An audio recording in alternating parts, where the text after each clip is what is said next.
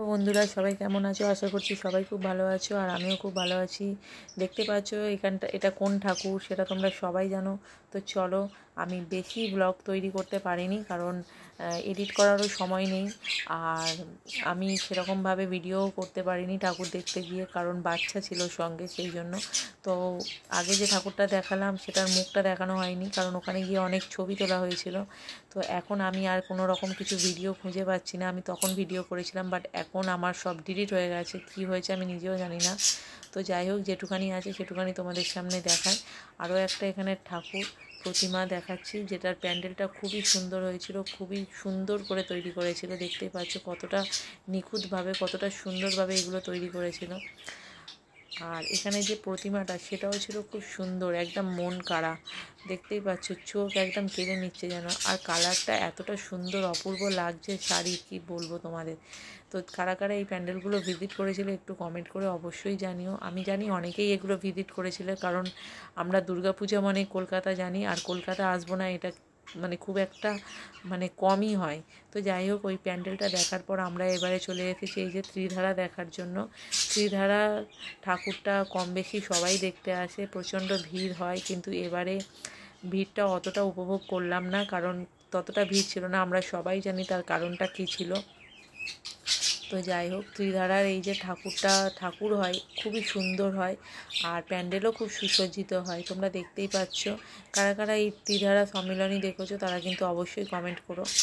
তো এই ঠাকুরটা আমরা দেখেছি, দেখে এবারে আমরা বেরিয়ে পড়বো অন্য আর একটা ঠাকুর দেখার উদ্দেশ্যে। তো আমরা এইভাবে আগে যেরকম উত্তর কলকাতার কিছু কিছু ঠাকুর দেখেছিলাম, সেরকম দক্ষিণ কলকাতারও অনেক ঠাকুর আমরা দেখেছি, কিন্তু সেভাবে আমার ভিডিও করা হয়নি। কিছু কিছু ঠাকুরের ভিডিও তোমাদেরকে তুলে ধরার চেষ্টা করছি, তোমরা অবশ্যই দেখো, আর কমেন্ট করে কিন্তু আমাকে অবশ্যই জানিও যে কেমন হয়েছে আমার ব্লগগুলো। তবে কিন্তু আমি আবার ব্লগ করার মতো একটা সাহস পাবো, কারণ তোমরা যদি উৎসাহিত না করো তাহলে আমি কি করে সাহস পাবো বলো। সেই জন্য তোমরা অবশ্যই পাশে থেকো এবং আমাকে কিন্তু কমেন্ট করে অবশ্যই জানিও যে কেমন হয়েছে। দেখতেই পাচ্ছ এই দাদাটা আমাদের তাড়াতাড়ি করে চলে যেতে বলছে, কিন্তু আমি তো ছবি না নিয়ে, ছবি না তুলে যাবই না।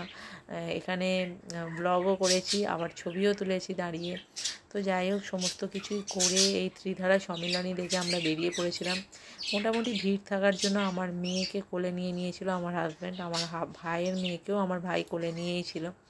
তো আমরা এরকম অনেক কটা ঠাকুরই দেখেছিলাম, যেমন একডালিয়া, সিঙ্গি পার্ক, এরকম কাছাকাছি যে সমস্ত প্যান্ডেলগুলো হয় সেগুলো আমরা সব কটাই দেখেছিলাম বালিগঞ্জে।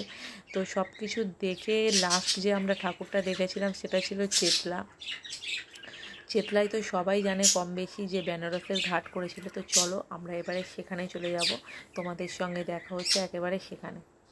তো অনেকটা পথ হেঁটে, অনেকটা লাইন দিয়ে, অনেকক্ষণ লাইন দিয়ে, যেরকম আমরা টালা প্রত্যয় দেখেছিলাম সেরকম এটাও আমরা অনেকক্ষণ লাইন দিয়েছিলাম। প্রচণ্ড পরিমাণে বেলাইনও হচ্ছিল।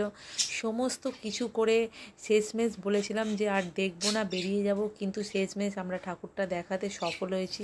তো দেখে কিন্তু মন একেবারে জুড়িয়ে গিয়েছিল, প্রাণ ভরে গিয়েছিল। এতটা সুন্দর করেছিল বেনারসের ঘাটকে, এতটা সুন্দরভাবে এতটা ছোট্ট জায়গায় উপস্থাপন করেছিল এই চেতলা। তো কি বলবো, খুবই যারা দেখেছো তারা জানো খুব ভালো করে, আর যারা দেখোনি তাদেরকে বলার কিছুই নেই, কারণ তারা না দেখলে বুঝতেই পারবে না জিনিসটা। খুবই খুবই সুন্দর করেছিল।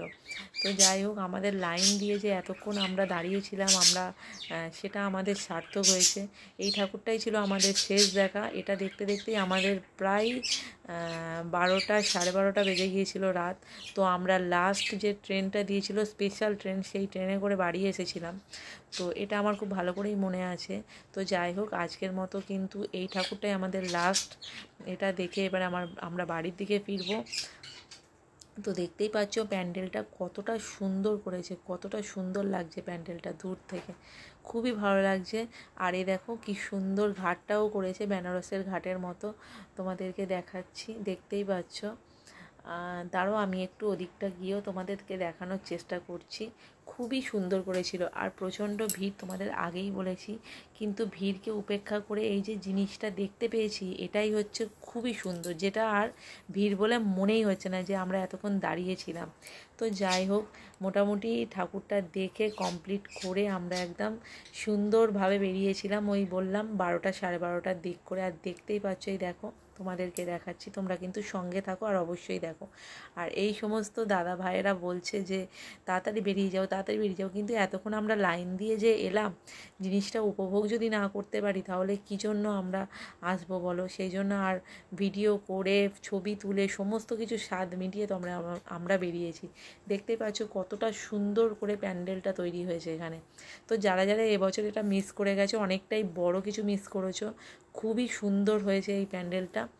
বললাম যে আগের দিনে যেরকম টালা প্রত্যয়ে লাইন দিয়ে আমরা ঠাকুরটা দেখেছিলাম, এবারেও এই চেতলাতেও তাই একই জিনিস হয়েছে। তো যাই হোক, খুবই সুন্দর হয়েছে। এই দেখো এখান দিয়ে কী সুন্দর জলের ঢেউটা আসছে, দেখো তোমাদেরকে দেখায়, দেখতেই পাচ্ছ। তো চলো এবারে আমরা আর দেরি করব না, একেবারে প্যান্ডেলের মধ্যে ঢুকে যাব আর সেখানে গিয়ে এবারে আমরা ঠাকুরটা দর্শন করব। তো এই দেখো কতটা সুন্দর হয়েছে। সবাই কিন্তু ছবি তুলতে ব্যস্ত, কিন্তু আমি সেরকমভাবে ব্লগ করিনি, এই কারণেই যে আমি পুজোগুলোকে দেখাতে চেয়েছিলাম আমার মেয়েকে।